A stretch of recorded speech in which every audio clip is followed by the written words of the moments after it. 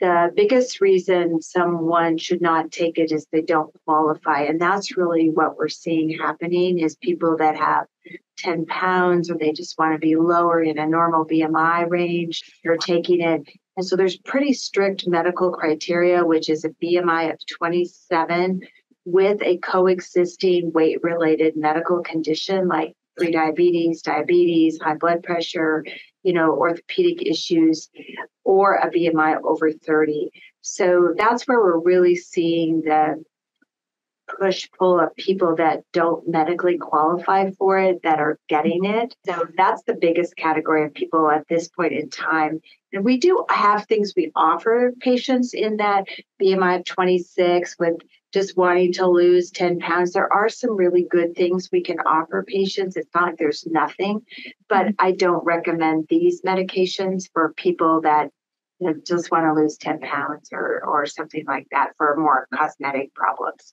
And that's a very unhappy answer for a lot of people because particularly in our slim-oriented society, people want to have a BMI of 20 or 21. And that's, a BMI of 26 is really not associated with poor health outcomes. And so there is a spot for accepting kind of the body we have. The other categories of people that should not take these medicines are people that have had a personal history of thyroid cancer, particularly a type of thyroid cancer called medullary thyroid cancer. Much lower is if there's a big family history or personal history of pancreatitis, which is inflammation of the pancreas, or gallstone problems, active gallstones problems. They may not be the best candidate. People that have a lot of trouble with heartburn, reflux, they may have side effects that make it difficult for them to take it, but they're not a strict contraindication. And again, the gallstones and pancreatitis are pretty low. I haven't really been prescribing it now for 2 years and, hundreds of prescriptions, really haven't had problems with that and haven't had a case where the thyroid cancer risk prevented it. So pretty much, I'd say the biggest barriers to taking it are the insurance coverage and the side effects. Some people don't like the side effects. They're mostly related, again, to the slowed emptying of the stomach. So nausea, vomiting, reflux, heartburn, and then lower GI tract is also affected, either the constipation or diarrhea. Again, that's why we start with such a low dose. We started a subtherapeutic dose and just really slowly eke it up. We don't want fast weight loss. It's really harmful to the body to have really rapid weight loss.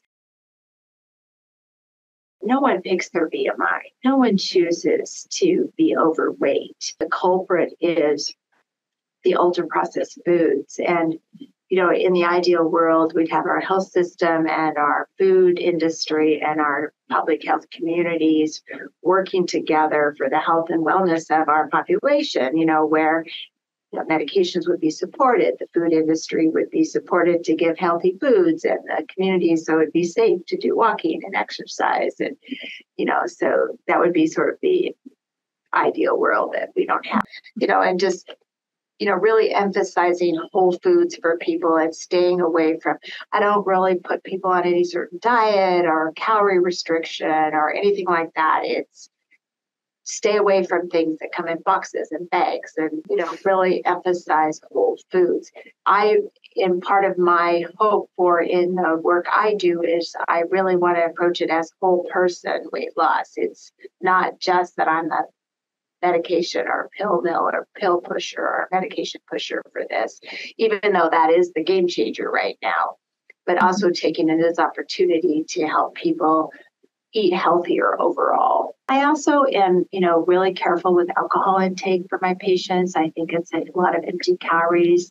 Try to limit to 3 drinks a week. That's usually not going to make a big difference in their weight as opposed to a couple drinks a day, which, really is a sabotage. There's nothing that says those things really help our health. And again, it's really focused on health for the long run. I keep telling my patients, this is the long game. This is not the short game. This is like, only do things you think you can sustain, not anything that's so extreme you can be able to see yourself doing it a year from now.